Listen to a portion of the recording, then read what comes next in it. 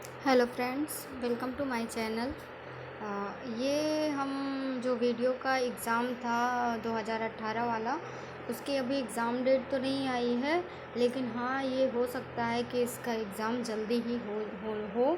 तो यहाँ पे हम उसकी प्रैक्टिस अभी से स्टार्ट कर देंगे। तो मेरे पास ये घटना चक्र की एक 2 सीरीज का प्रैक्टिस सेट है। तो इसमें 10 प्रैक्टिस सेट हैं। तो चलिए हम इसके प्रैक्टिस सेट को सॉल्व करते हैं। तो ये मेरा प्रैक्टिस सेट नंबर 3 है। 1 और 2 मैंने पहले ही सॉल्व कर लिया है, ये 3 वाला है। तो इसको मैं आपके साथ शेयर कर रही हूँ साथ ही साथ। तो चलिए स्टार्ट करते हैं। तो हमारा पहला क्वेश्चन है कि पत्र के संबंध में निम्नलिखित में से किसको अभिवादन कहते हैं। तो हम यहाँ पे ऑप्शन को एलिमिनेट करते जाएंगे कि क्या नहीं हो सकता है। तो पिता पुत्र, तो ये एक रिलेशन है, ये तो कोई अभिवादन नहीं है। उसके बाद प्रिय पुत्र, तो प्रिय पुत्र ये हम पत्र लेखन के आरंभ में लिखते हैं, लेकिन आगे देख लेते हैं, इसको बाद में कंफर्म करते हैं। शुभाशीष तो आशीर्वाद दे रहे हैं, मतलब पत्र के स्टार्टिंग में जब कोई बड़ा छोटों को लिखता है तो शुभाशीष देता है, उसे ही अभिवादन कहते हैं। तो यहाँ पे आपका स्नेहाकांक्षी, ये तो पत्र के लास्ट में लिखा जाता है जहाँ पे प्रेषक अपना नाम लिखता है। तो डी तो नहीं होगा, ए भी नहीं होगा। प्रिय पुत्र और शुभाशीष में से दोनों में से यहाँ पे थोड़ी कंफ्यूजन हो सकती है, लेकिन यहाँ पे शुभाशीष सही ऑप्शन होगा। जो अभिवादन कहते हैं, जो बड़ा छोटों को करेगा तो शुभाशीष कहेगा। प्रिय पुत्र इसलिए नहीं होगा क्योंकि ये प्रिय पुत्र इसलिए नहीं होगा क्योंकि यहाँ पे ये कोई अभिवादन नहीं है, बल्कि संबोधन है कि प्रिय पुत्र। ठीक है, तो यहाँ पे हमारा बी ऑप्शन सही है। क्वेश्चन नंबर 2 देखते हैं। हिंदी साहित्य को कितने कालखंडों में विभक्त किया गया है। तो आचार्य रामचंद्र शुक्ल ने हिंदी साहित्य को 4 कालखंडों में विभक्त किया है। पहला है आदिकाल, जो कि हमारा स्टार्ट होता है 1375 से 1700 ईस्वी तक। सॉरी, मतलब 1075 से 1375 ईस्वी तक। उसके बाद आता है भक्ति काल, जो कि होता है हमारा 1375 से लेके 1700 ईस्वी तक।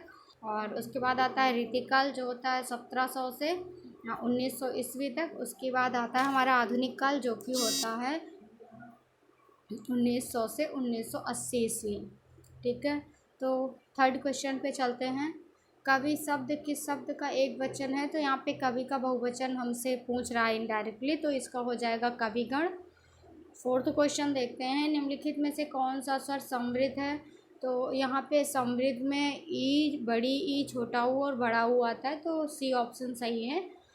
ई हमारा समृद्ध है।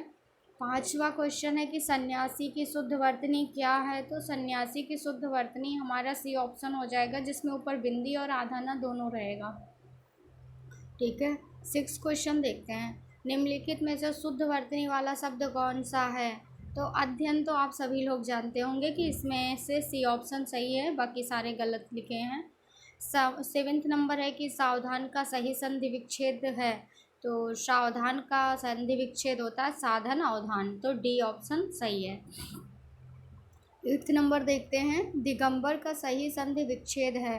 तो दिगंबर का सही संधि विच्छेद दिग्ध नंबर होता है, जो कि हमारा यहाँ पे सी और डी दोनों है, लेकिन इसमें हम हलंत वाला ऑप्शन सही मानेंगे, तो डी ऑप्शन हमारा ज़्यादा सही है, दिग्ध नंबर।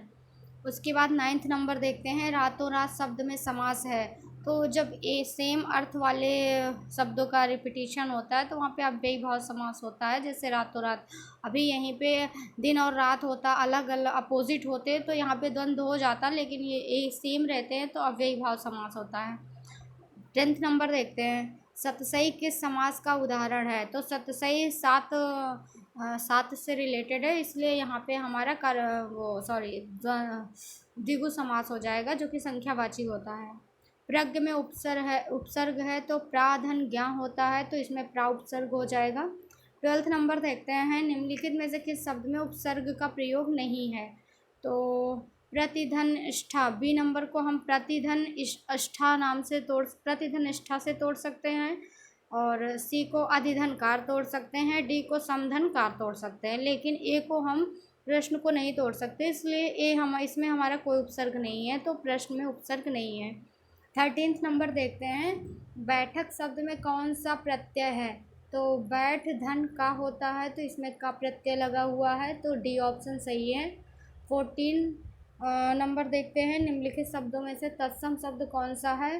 तो जत्था है, तपसी है। अग्नि मीन्स आग होता है, तो अग्नि का आग होता है, तो यहाँ पे अग्नि हम जान ही गए कि तत्सम है।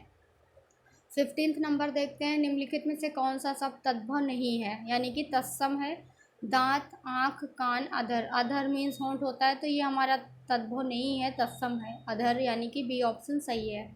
16 नंबर देखते हैं, घोड़ा शब्द का तत्सम रूप है, तो घोड़ा का घोटक होता है, जो कि सी ऑप्शन है, सही है।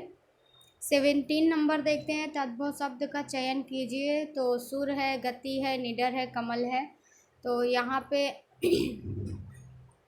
निडर जो है वो हमारा तद्भव होगा, तो बी ऑप्शन सही है। 18 नंबर देखते हैं, व्यक्तिवाचक संज्ञा चुनिए, तो मोहन एक परिश्रमी और ईमानदार बालक है, तो मोहन यहाँ पे व्यक्तिवाचक संज्ञा है, जो कि ए ऑप्शन सही है। 19 नंबर देखते हैं, तेजाब में कौन सी संज्ञा है? तो तेजाब हमारी द्रव्यवाचक संज्ञा है। श्रोता के लिए किस सर्वनाम का प्रयोग किया जाता है? तो एक हम बोलते हैं जो कि उत्तम पुरुष होते हैं, दूसरा जो सुनता है यानी कि श्रोता होता है वो मध्यम पुरुष होता है, यानी कि बी ऑप्शन सही है। और जिसके बारे में हम बात करते हैं वो अन्य पुरुष होता है, यहाँ पे श्रोता जो होगा हमारा मध्यम पुरुष हो जाएगा, जो कि बी ऑप्शन है। 21 नंबर देखते हैं, प्रताप सिंह का घोड़ा काला है, इसमें काला शब्द विशेषण की दृष्टि से है। सार्वनामिक क्रम बोधक विधेय विशेषण विशेष विशेषण, यहाँ पे घोड़ा है उसके बाद काला है, यानी कि विशेषण और विशेष और विशेषण है, तो यहाँ पे विधेय विशेषण होगा, जो कि सी ऑप्शन सही है। अभी यहाँ पे काला घोड़ा होता है, जो कि घोड़ा हमारा विशेष से हो जाएगा और काला विशेषण हो जाएगा, तो यहाँ पे हमारा विधेय विशेष विशेषण होता, लेकिन यहाँ पे घोड़ा काला है, तो यानी ये हमारा विधेय विशेषण है। 22 सी ऑप्शन इस 21 में सी ऑप्शन सही है, विधेय विशेषण। 22 देखते हैं, सीमांत पकौड़े खा रहा, रेखांकित वाक्य में क्रिया का भेद बताइए। सीमांत पकौड़े खा रहा है, तो पकौड़े खा रहा है तो सकर्मक क्रिया है। 23 नंबर देखते हैं, भला मैं क्या कर सकता हूँ, वाक्य में भला शब्द है, तो भला मैं क्या कर सकता हूँ संज्ञा नहीं है, भला सर्वनाम भी नहीं है, विशेषण भी नहीं है, अव्यय हो जाएगा, जो कि अव्यय है भला, यानी कि यहाँ पे 23 में डी ऑप्शन सही है। 24 नंबर देखते हैं, निम्नलिखित में से अव्यय है, अव्यय प्राचीन, गरीब, मोटा और, तो यहाँ पे और शब्द हमारा अव्यय है, यानी कि 24 का डी ऑप्शन सही है। 25 नंबर देखते हैं, निम्नलिखित में से कौन सा शब्द अरण्य का पर्यायवाची शब्द नहीं है? तो अरण्य मीन्स जंगल होता है, विपिन, कानन, कांतार, सुरभोग, तो यहाँ पे विपिन, कानन, कांतार ये सब तो हमारे अरण्य के पर्यायवाची ही हैं। सुरभोग जो होता है ये अमृत का पर्यायवाची है, यानी कि 25 का सी ऑप्शन सही है। 26 नंबर देखते हैं, कौन सा शब्द गणेश का पर्यायवाची नहीं है? तो गणेश का विनायक है, एकदंत है, लंबोदर है, धनद है, ये हमारा पर्यायवाची नहीं है गणेश का, ये कुबेर का पर्यायवाची होता है। 27 नंबर देखते हैं, अमृत का विलोम है, अमृत का विष होता है, जो कि सी ऑप्शन सही है। 28 नंबर देखते हैं, तिमिर शब्द का विलोम है, तो तिमिर का होता है अंधेरा, तो आलोक का हो जाएगा उजाला, 28 का ए ऑप्शन सही है। 29 देखते हैं, जो चाहे करो डॉट डॉट बस हमें तंग ना करो, वाक्य के बीच में रिक्त स्थान में कौन सा विराम चिन्ह आएगा?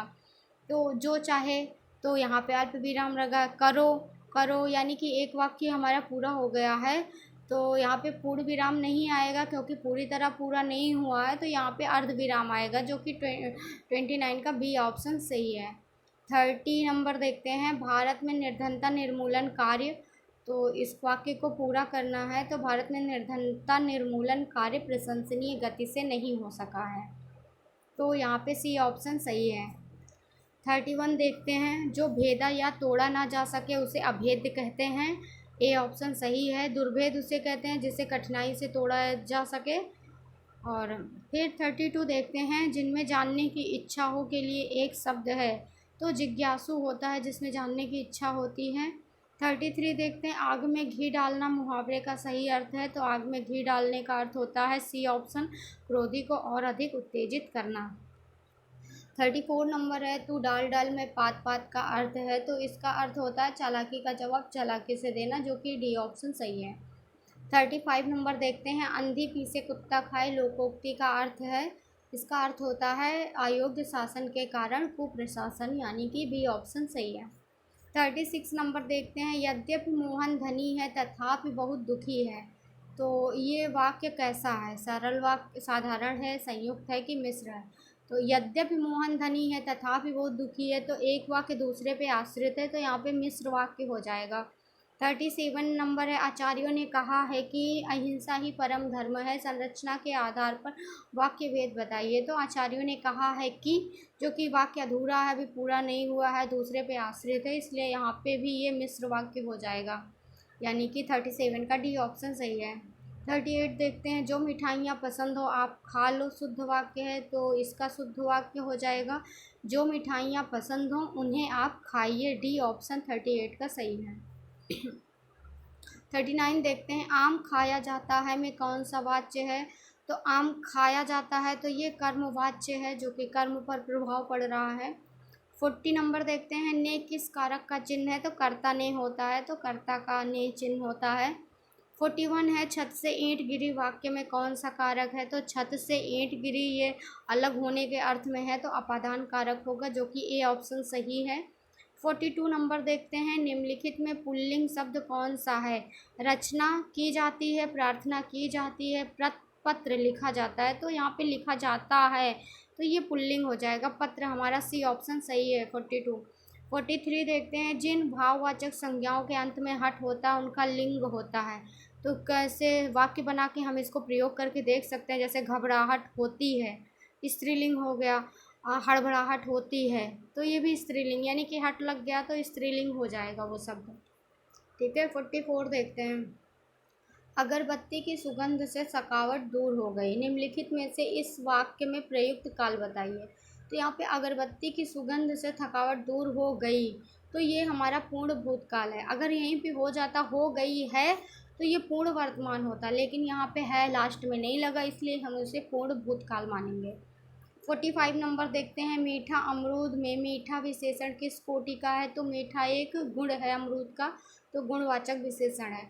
46 नंबर देखते हैं, शुद्ध वर्तनी वाले शब्द का चयन कीजिए। तो प्रागैतिहासिक काल जो होता है वो यहाँ पे बी ऑप्शन वाला सही है, प्रागैतिहासिक होता है। 47 देखते हैं, मध्यकालीन भारतीय आर्य भाषा काल है। तो मध्यकालीन भारतीय आर्य भाषा काल हमारा ए ऑप्शन सही है, 500 ईस्वी से लेके 1000 ईस्वी तक, मतलब 500 ईसा पूर्व से 1000 ईस्वी तक, जो कि ए ऑप्शन हमारा सही है।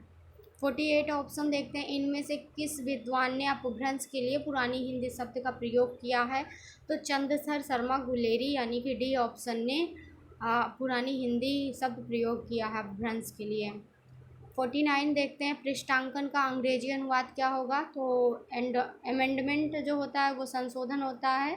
बी में वेरिफिकेशन है, जो कि संशोधन होता है, वेरिफिकेशन मीन्स सत्यापन होगा, सॉरी। और उसके बाद इंडोर्समेंट मीन्स पृष्ठांकन होता है। ठीक है। 50 नंबर देखते हैं, agenda is sent here with का हिंदी अनुवाद है। तो इसका हिंदी अनुवाद होता है कार्यसूची साथ भेजी जा रही है, यानी कि ए ऑप्शन सही है। Thank you guys. ये हमने आपके 13 मिनट में पूरी 50 क्वेश्चन हिंदी के कंप्लीट कर लिए हैं, जो कि अपने आप में बहुत बड़ी बात होती है कि आप जो पेपर मैं 1 घंटे में सॉल्व कर रही हूँ, उसे आप सिर्फ 13 मिनट में पूरा आंसर उसका देख सकते हैं। इसलिए आप हमारे साथ जुड़े रहिए, हम इसी तरह से जल्दी से जल्दी आपको सारे क्वेश्चन के आंसर कुछ थोड़े ही टाइम में प्रोवाइड करते रहेंगे। इस चैनल को लाइक कीजिए और सब्सक्राइब कीजिए। Thank you.